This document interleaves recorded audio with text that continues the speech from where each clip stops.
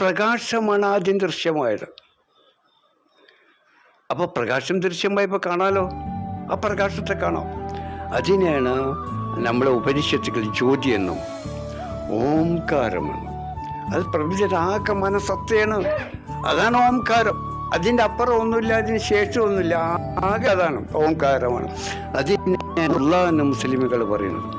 അതിന് ആകാശഭൂമികളുടെ പ്രകാശമായ അള്ളാഹുവിന് പറഞ്ഞു.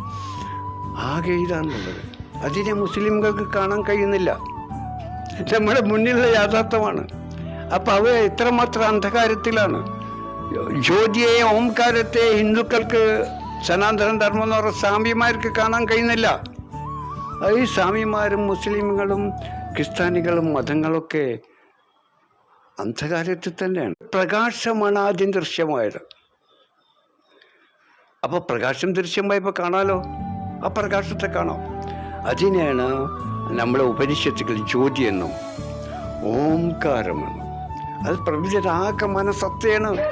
അതാണ് ഓംകാരം. അതിൻ്റെ അപ്പുറം ഒന്നുമില്ല, അതിന് ശേഷം ഒന്നുമില്ല, ആകെ അതാണ് ഓംകാരമാണ്. അതിനെ അള്ളാഹ് മുസ്ലിമുകൾ പറയുന്നത്. അതിന് ആകാശഭൂമികളുടെ പ്രകാശമായ അള്ളാഹുവിന് പറഞ്ഞു. ആകെ ഇതാണുള്ളത്. അതിനെ മുസ്ലിമുകൾക്ക് കാണാൻ കഴിയുന്നില്ല. നമ്മുടെ മുന്നിലുള്ള യാഥാർത്ഥ്യമാണ്. അപ്പം അവർ എത്രമാത്രം അന്ധകാരത്തിലാണ്. ജ്യോതിയെ, ഓംകാരത്തെ ഹിന്ദുക്കൾക്ക് സനാതന ധർമ്മം എന്ന് പറഞ്ഞ സ്വാമിമാർക്ക് കാണാൻ കഴിയുന്നില്ല. ഈ സ്വാമിമാരും മുസ്ലിമുകളും ക്രിസ്ത്യാനികളും മതങ്ങളൊക്കെ അന്ധകാരത്തിൽ തന്നെയാണ്.